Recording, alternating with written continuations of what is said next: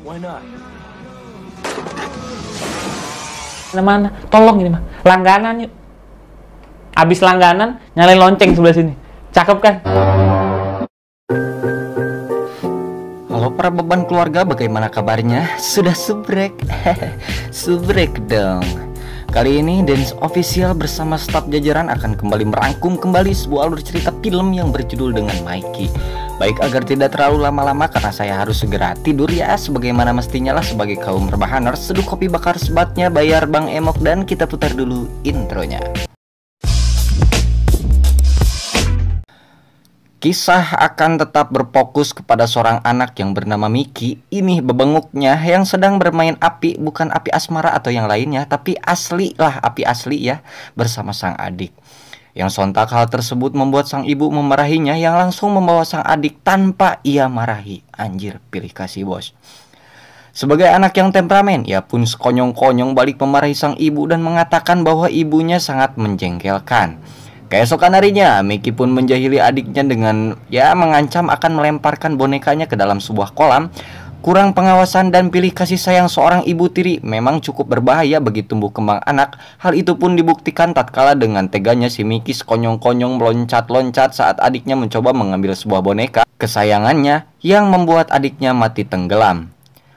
Beres dengan urusannya dengan sang adik, secara idhar ia pun menyebutkan bahwa ibunya tidak menyayanginya lagi hanya karena anak tiri yang langsung disanggah oleh sang ibu. Namun jiwa psikopat yang dimiliki si Mickey memang sudah tidak diragukan lagi tatkala ia langsung melemparkan hair dryer ke bathtubnya sehingga ibunya pun harus beda alam karena kosleting. Saat sore hari ia pun kembali merencanakan sesuatu dengan beberapa kelereng, namun saat itu sang ayah tiba-tiba datang, yang mana ayahnya tersebut dibuat kaget tatkala saat ia melihat anak bungsunya mengambang, yang sontak ia pun menghampirinya untuk menolongnya. Sesuai arahan sang sutradara, karena memang budget filmnya sedikit terbatas, sang ayah pun sekonyong-konyong tiserele hingga terjatuh. Mengetahui hal itu, Mickey pun langsung menghajar ayahnya dengan tongkat baseball hingga beda alam bos. Keesokan harinya, Inspektur Ladusing pun bersama staf jajarannya terjun untuk menyelidiki penyebab kematian satu keluarga ini. Apakah memang murni kejahatan atau ada sangkut pautnya dengan si Pak, karena tidak mau lagi dipanggil sebagai anak kecil. Sang Inspektur Ladusing pun menemukan si Mickey yang sedang akting seolah-olah dalam keadaan trauma di dalam sebuah lemari dan dalam keadaan ketakutan.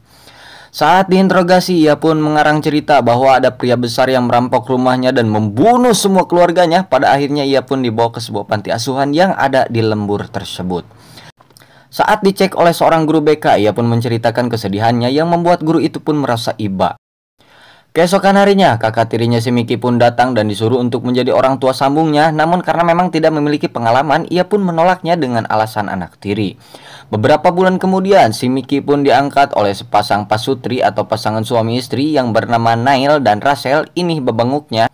Dengan belecak-belecek, si Mickey pun kembali berakting seolah sok baik lah yang membuat pasutri itu pun menerimanya dan terkagum dengan kebaikannya.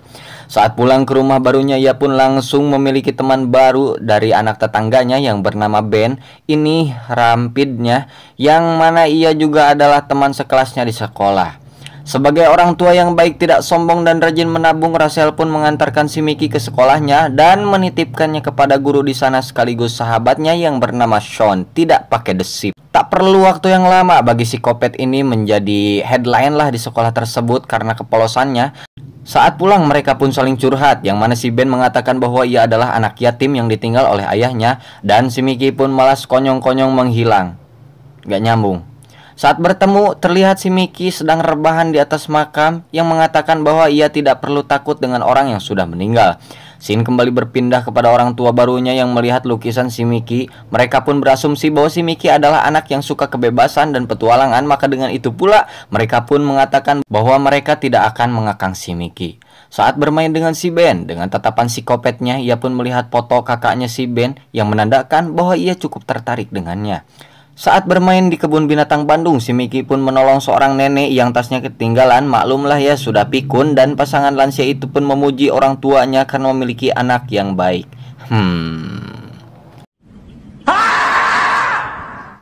Saat mengobrol dengan gurunya, si Rachel pun diberitahu bahwa si Mickey ini adalah anak yang cukup spesial sehingga harus diberi perhatian yang cukup khusus. Saat di sekolah, si Miki pun dengan jiwa psikopatnya menggambar sebuah gambar yang cukup ekstrim, sehingga hal tersebut pun dilaporkan ke guru BK-nya yang malah menganggap bahwa hal itu cukup wajar bagi anak laki-laki ya yang kelas 4 SD lah, kurang lebih seperti itu. Son yang tertarik dengan si Miki pun kemudian datang ke panti asuhan asalnya si Miki yang mengorek informasi tentang asal-usulnya sekalipun dengan hasil yang cukup nihil. Saat di sekolah, si Miki pun diinterogasi oleh guru BK-nya dan dari sini pula terlihat jiwa psikopatnya yang mana ia ternyata menyukai film-film yang bergenre psikopat. Saat Jessie atau kakaknya si Ben pulang, si Miki pun berakting pingsan agar diberi napas buatan dan setelah itu ia pun tersenyum yang menandakan bahwa ia cukup tertarik padanya. Saat menelpon sekolah lamanya, Son pun dibuat kaget tatkala mengetahui bahwa latar belakang si Miki ini cukup kelam di mana seluruh keluarganya tewas dalam satu malam. Scene kembali beralih kepada si Miki yang sedang mengintip kakaknya si Ben dan dengan sepiknya ia berpura-pura menanyakan keberadaan si Ben yang sedang keluar dalam beberapa hari ke depan dan mengajaknya untuk bermain di danau.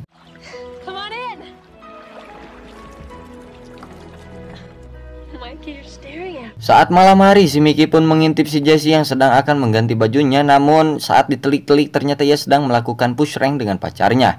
Dengan raut kesal, ia pun sekonyong-konyong melemparkan sebuah batu ke kamarnya hingga mereka pun paburisat atau pabuis lah panik. Anjing, suara motor. Keluar untuk mencari siapa yang telah melemparnya. Namun karena tidak menemukan siapa pelakunya, ia pun kembali melakukan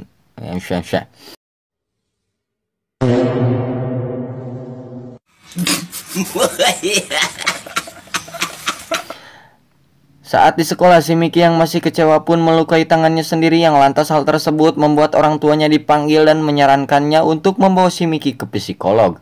Tak terima dengan hal tersebut, orang tua si Miki pun mengocehinya di rumah dan si Miki pun kembali mengatakan bahwa dirinya tidak menyayangi si Miki lagi.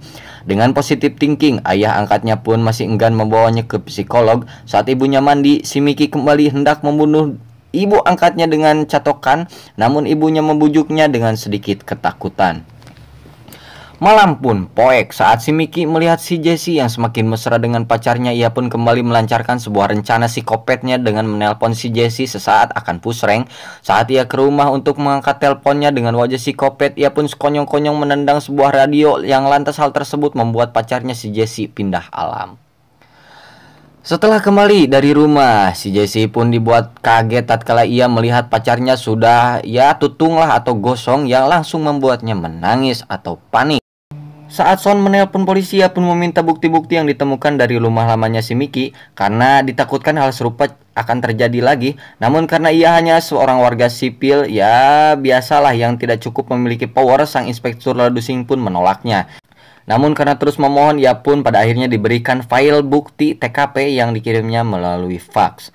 Keesokan harinya dengan bolos sekolah, si Miki pun berpura-pura bela sungkawa di depan si Jessie yang sedang galau dan mengatakan bahwa ia sangat menyayanginya.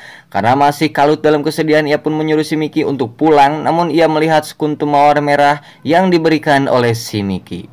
Ia pun membawa bunga tersebut ke tempat TKP yang sebelumnya dan menaburkan bunganya dengan berbagai pertanyaan. Hal tersebut pun sontak membuatnya mendatangi rumah si Miki dan mengajak ibunya mengobrol. Ia pun mengatakan bahwa ia mencurigai si Miki sebagai pembunuh pacarnya dengan dasar cemburu yang dibuktikan dengan sebuah bunga yang diberikan oleh si Miki, dan ia juga mengatakan bahwa ia menyukainya. Rachel yang tak terima pun menolak seluruh asumsinya yang dikatakan oleh Jessie, yang mana ternyata percakapan mereka pun dikuping langsung oleh si Miki dari balkon rumahnya. Scene kembali berpindah ke si Son yang menerima fax dari sang inspektur Ladusing yang langsung ia pelajari bersama guru BK di sekolah. Saat di rumah, Rachel pun dibuat kaget tatkala si bocil Miki ini ternyata sedang menonton rekaman yang ia rekam sendiri saat malam hari ketika aksi pembunuhannya. Hal tersebut juga berimbas dengan aksinya yang langsung membunuh ibu angkatnya sendiri hingga beda alam.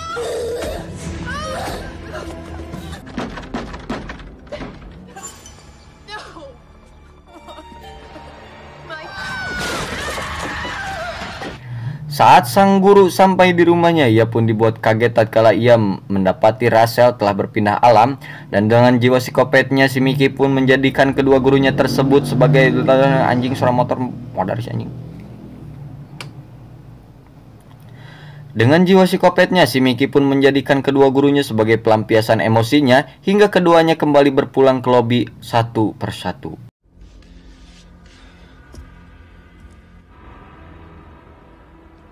Mr. Jenkins.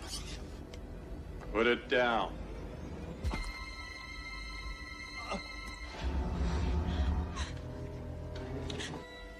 What would you teach me, Wilma? Ia pun menyalakan gas tanpa api dan dilanjutkan dengan berdandan untuk mengajak si Jesse bermain. Si Jesse yang trauma pun menutup pintunya, namun tiba-tiba TV di rumahnya menyala yang ternyata ia dikurung di rumahnya sendiri oleh si Mickey.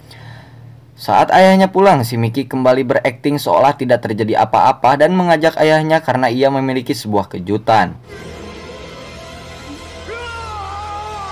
Ia pun langsung melemparkan sebuah api yang langsung membuat rumah itu meledak, dan ketika apinya berhasil dipadamkan, si Jesse yang masih hidup pun menjadi satu-satunya saksi dan mengatakan bahwa si Mickey lah dalang dari semuanya, dan film pun tamat.